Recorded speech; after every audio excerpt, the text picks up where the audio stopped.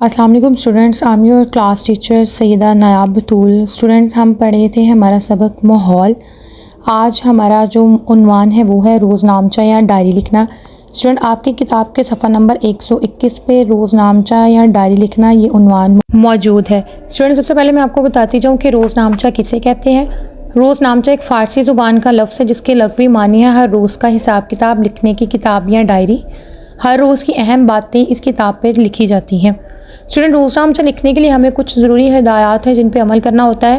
سب سے پہلے کہ روز نامچہ کے آغاز میں تاریخ لکھی جاتی ہے، مطلب آپ کوئی روز نامچہ لکھ رہے ہیں تو سب سے پہلے آپ اس پہ اس تاریخ کو لکھیں گے۔ اس کے بعد آپ نے دیکھنا ہے کہ جو روز نامچہ آپ لکھ رہے ہیں اس کی زبان جو ہے وہ سادہ الفاظ ہوگی، ٹھیک ہے، مطلب اس میں بہت مشکل الفاظ جو ہیں وہ آپ نے استعمال نہیں کرنے۔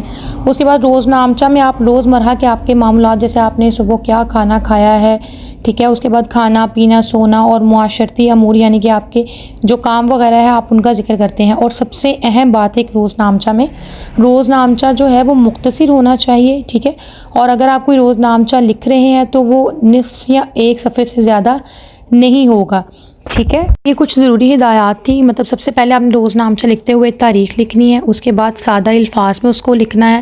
روز مرہ کے آپ کے جو بھی معاملات ہیں، آپ نے صبح سے لے کے رات سونے سے پہلے جو بھی اس دن میں اپنے روز مرہ کے کام کیے ہیں آپ وہ اس میں لکھیں گے۔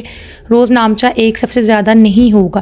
آپ دیکھیں ذرا اپنی کتاب کے صفحہ نمبر 121 پہ روز نامچہ یا ڈائری لکھنا، اس عنوان کو ہم پڑھتے ہیں کہ روز نامچہ یا ڈائری لکھنا بہت دلچسپ مشغلہ ہے۔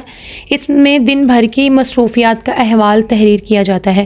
روز نامچے کا خاکہ: میں صبح اذان فجر پر نیند سے بیدار ہو گئی، نماز فجر ادا کر کے قرآن مجید کی تلاوت کی، ناشتے کی تیاری میں امی کا ہاتھ بٹایا، وقت مقررہ پر اسکول روانہ ہو گئی۔ اسکول میں جشن بہارہ کی تقریب تھی، میں نے بھی موسم بہارہ کی دلکشی پر اظہار خیال کیا۔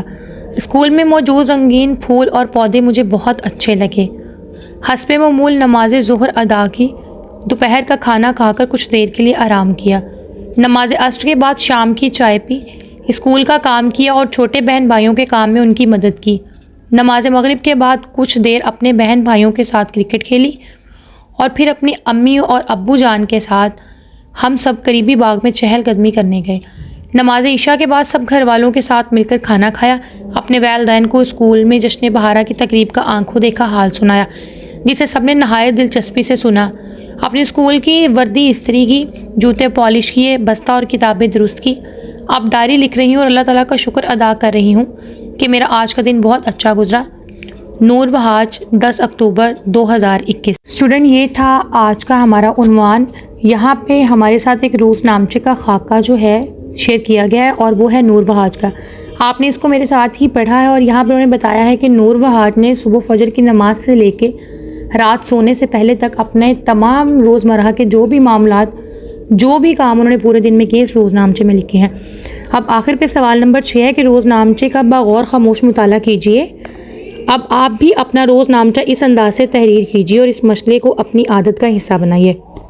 اسٹوڈنٹ، آپ یہ سوال نمبر 6 جو ہے اپنی نوٹ بک کے اوپر لکھیں گے اور اس میں اپنے پورے ایک دن کا جو روز نامچہ ہے بالکل نور بہاج کی طرح آپ وہ خاکہ جو ہے روز نامچے کا بنا کر، ٹھیک ہے، اپنی نوٹ بک کے اوپر لکھیں گے۔